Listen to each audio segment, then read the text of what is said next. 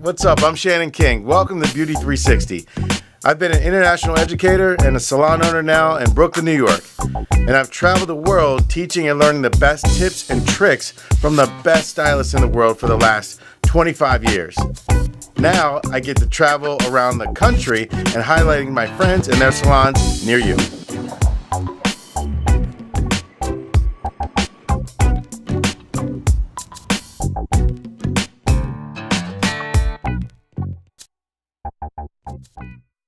Tony is an educator. He's also in the salon, as you can see, while we're here, and he's an educator for Goldwell. He focuses on cutting and finishing training for people all over the country, and they come see this guy in New York to make sure they know how to really get down. So today is a real treat. So Tony, what's the vision, man? Where are we going with this haircut today? So when we spoke earlier, Kayla and I, she wanted to keep her length, she wanted to keep her fringe. We wanted to update this a little bit, create a little bit of movement. Even though her hair is a little bit finer, it does tend to not move as much as she would like. There's a little bit of wave that we like to enhance. So we're going to decide to implement a little bit of salon-friendly disconnection, kind of give it a little bit more of a shaggier kind of feel, keeping some of the fullness throughout the front with the layers, so she doesn't feel like we scalped her. And we're going to work in a longer fringe when she's done. Awesome. So these are all great elements. As Tony gets started here, we're going to catch up to speed as he gets rocking. So there's a couple of different things that are really cool. The shagginess in the layers, having things moving around, that's really, really key and very on trend. And also that longer, almost lobbed feel when it comes to the perimeter length. Yep. It's not in that bob that's off the shoulders, and it's definitely not something that's long. It's in between, and you can always change the pitch and the angle, whether you need it forward or actually ascending, going up towards the nose or face. Yep. So that's really cool that she has a combination of these different trends and feels that are really on right now. But so we're just going to work with classic sectioning. We're going to work her perimeter in. I have sectioned out a zone up top that will be disconnected from the rest. I'll connect what needs to be connected toward the second portion of the haircut. Right on. So we're going to work in here. We're going to create a nice strong line, just cleaning up the length and make it look fresh. We're going to work an internal shape just to create some movement, but we are going to keep a lot of the density throughout our perimeter. Nice. Because it gets weak back here and here, and that's a normal problem that most people have, so it's not unheard of. When you're working through a shape, is that it's not always about, okay, the length has to be here, the length has to be there. It's really about balance and about suitability. So for the entire shape, this has to work together. So what he's planning as far as his length and the perimeter, that plan goes all the way through the rest of the haircut. Also, the disconnection, which you're going to see a little bit later, is really, really important. You know, it's important to utilize disconnection functionally, but also to make it, if you need to, make it a feature. That way you can get hair to separate and swing and kind of move independently, you know? Agreed. Yeah, completely agree. All right, so right now we're going to actually create our disconnected panel in this area. Now, what our lookout is that we're not going to take these pieces that sit behind the ear too short. You see how this right here all of a sudden kind of comes up. If I start to layer too much, this gets weak, and we have a really big negative spot, which we don't want. So when we choose this length, so we're going to work clean. Again, I think it's super important. Hair shouldn't be flying all sorts of different places. It should be groomed nicely, and you can pick up your sections and work a lot easier as you go through.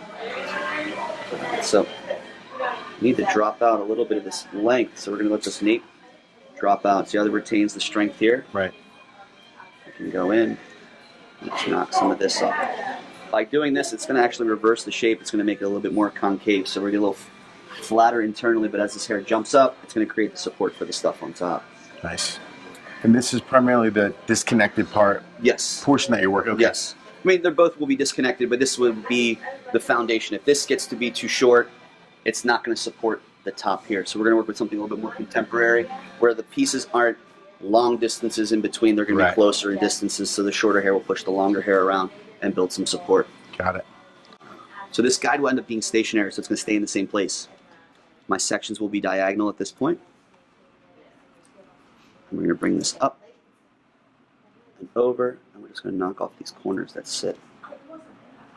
If you get a little bit of drag at the root, it's okay.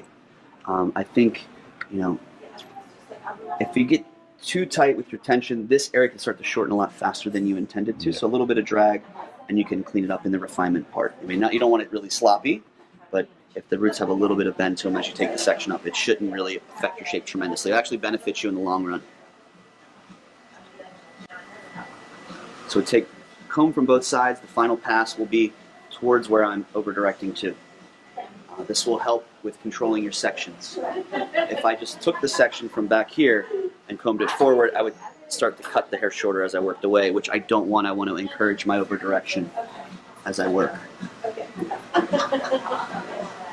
Again, just diagonal sections. The diagonal sections will enable me to keep weight behind this ear as I start to shorten around the round of the head. And the sections will actually start to get condensed together. I can't take one after another and keep them separate, because if I were to do so, I might not over direct to where I need it to be. So that's why I can work in a bigger section this way. Yeah, I mean, that principle of working with like a thicker section is really, really cool. It's something that, you know, happened back in the kind of late 80s, 90s, like take an entire ponytail, take like 5 ponytails all over the head, and then you just cut them, bang, bang, bang. And as you do that, right, the hair just falls into these layers and texture, and you get all this crisscross and movement that happens because you had thick sections. Yep. Well, today we want to have a little more modern twist to that. Is taking not such a fine section, but a little bit thicker section, so you get that same cross, and you get some of that action still happening at the ends of the hair. Exactly. Pretty smart. So that means it's planning. So it's a great approach. So now we're just going to go back to the center, and this will be the basis where we work from. Now, for me, I'm not going to stand to this side. I feel that it's a little bit easier for me to keep a consistent elbow lift. If I stood here, it's going to become a little bit uncomfortable, and I can actually alter the cutting line more than I would like to. Right. All right, so now our back zone is complete. I think a lot of times once people go in, we can just kind of show what a little bit of the shape looks like. So I'm just going to take this, and I'm going to over direct it up just to see. The whole objective is to have something that is slightly triangular. So, all right, we're good. Right on. We have a good triangular shape. This is created by our over direction. We over directed everything to this point. Right. All the hair wrapped over to this point on both sides. Same thing here to there. That gave us the weight behind the ear. So it's that side to side, Yes. kind of moving the hair towards the center or moving it outside Yes. to over direct it, which is different than if you're elevating the hair. Yes. So my elevation, I would say, is more towards the ceiling. We could call this square, if you will. When it's dropped, you end up having shorter to longer because of the head shape. This is where it kind of gets a little bit more technical with, even though this is being held square, if you were to expand it this way, we can show you. But this line actually is more triangular. As you can see, has a shorter to longer feel, building into some weight at the bottom. Right on. If this was going to be a little bit more square out this way, because the head rounds away, we're actually going to build a lot more weight. This is going to be a lot less work in the cleanup portion for me, so I can work with something that's a little bit more of a head-hugging silhouette, and I can build to more length a lot faster. Also, I think at this point, a lot of people, when they deal with disconnection, they'll drop everything and then realize they can't go back and pick up the zones exactly. So at this point, I'm going in, I'm being accurate, I'm picking up the pieces that I cut, it's all said and done, and I can get on to the next part. It also, this is crazy, it happened to me a couple weeks ago. I had a client come in, and she sent her friend in, and her friend goes, she says you have a new way of cutting hair. All I did, I implemented some disconnection, and I dried it in 2 sections versus trying it all together. Right. And to them, it became a perceived value of being something a little bit different. That's interesting. Very simple. Really, really interesting. But it was a good selling point. I like it. I really like that. In fact, I'm going to try it. Try it, man. Tony's working in this area. You know, he's already cut. He's just working with the paddle brush and his blow dryer. Pretty key anytime you're going to work with these 2 tools, keep them close together, right? A lot of times I see people get them a little too far apart, and what happens in the middle is a lot of wiggle, right? And that's always going to give you frizz, it's always going to give you static, it's always going to give you everything you don't want. So if you're going to work in this manner, it's important that you finish in the same manner too, so that you have a nice polish to the hair. What's awesome, and something I've already noticed about the way that he approached the perimeter and the back of this haircut are a couple of things. One, it's like, look, nobody wants this hole right here, right? By accident. And it's happened so many times, you know, in bobs or anything where the hair length is going to fall around the shoulders. So really making sure that he's watching out for that and over directing the hair and keeping it in a strong plane across the back. Make sure you don't get that. The other thing which is really cool is that when you look at the disconnection, if you will, and the way that Tony's applied it, it's not like disconnection where something's really short and then really, really long, where you see it. It's very, very subtle. So I think sometimes, customers, clients are a little afraid when they hear disconnection. They think we're going to shave this off and this is going to be blue and falling over, and you have to beaver it every 10 seconds, but that's not the case, I think, yeah, you hit it right. And I think you quoted the Bauhaus movement, form follows function. And I think that should be the way it is. And it's not always about creating, obviously you want something to be trendy, you want it to be pretty, but sometimes you need to fit someone's everyday lifestyle when it comes to their hair. Because if she can't do it when she gets home, it doesn't matter if it's the most killer. Yeah, we're the worst. Forget it, we're the worst. We've placed hard lines in, right? We've placed hard lines, straight lines. We didn't do any point cutting. Now we're going to soften this up, but I want to make sure that I keep the basic shape intact. We can make this a little bit more personal. So we make it seamless. We can't really tell at this point. I mean, some of the color lends itself to showing where the shorter pieces are, but you can't really tell what's really short and what's really long. It blends really seamless. I'm just going through in the same sections that I took to cut. I don't want to go against it at this moment. If her hair was really, really fine and I had to keep bulk in certain places, I might do a little detailing horizontally, but this hair can handle some detailing.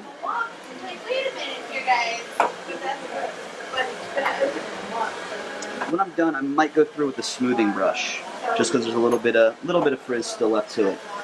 You could go through with a smoothing brush. You could go through with an iron.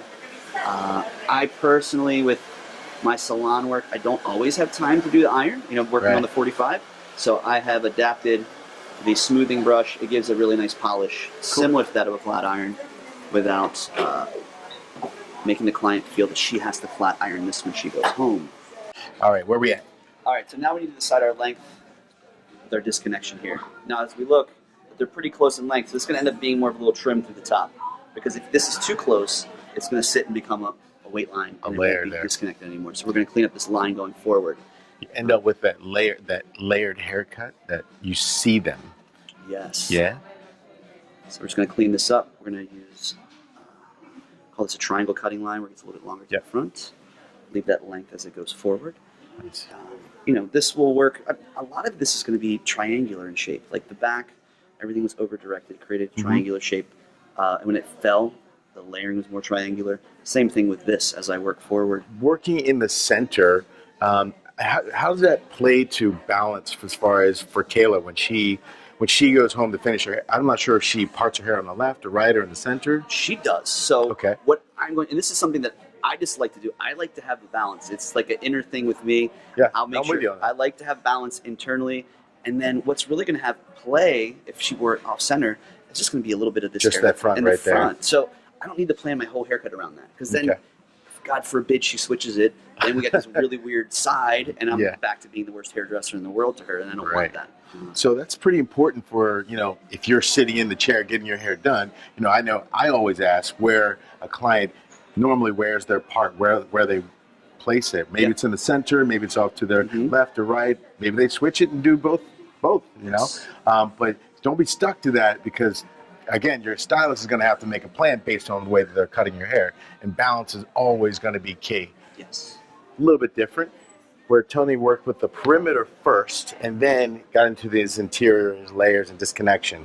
Here in the top, in the front, he's working through the interior and the layering and so on first, all that action, and then he's going to approach the perimeter, match that up to the back. Yep, exactly. If I wanted to, we could do, I guess this is kind of reminiscent to like depending on what haircutting Bible you prescribe to. This has a little bit of a swelling sort of feel, because things are getting wrapped over the top of the head. If I wanted to, I could make this a little bit more square, and I could start a stronger over direction when I got past the round of the head, the parietal ridge. With the parietal ridge, I could actually leave it a little longer in the bottom, but I think that her hair probably wouldn't handle doing something like that. It would make this a lot finer, and I don't want that to happen. I want still long, pretty hair. I mean, you can still see we removed some texture from it, but it's not really weak or wimpy. So I work in the center part. We're going to keep this section symmetrical. If she wants to go left, she wants to go right. I can't veer it to one side versus the other, because if she switches it, then there ends up with hair in spots that she doesn't intend it to be.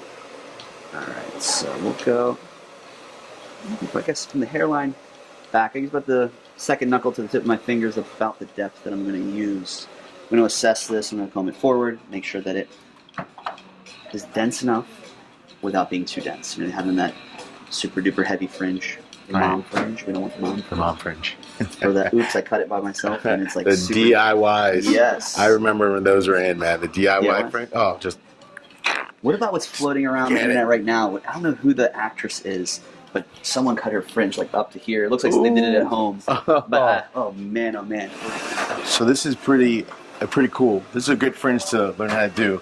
But you know what? One of the takeaways is if you are the client, think about this. When you are sectioning your own hair at home and you're looking for your fringe, it's really these outside corners of your eyes, right? Not your eyebrows, but the outside corner of your eyes. And that's really where your fringe lives, right? So first section, we just cut it as close as we could against our fingers to the scalp.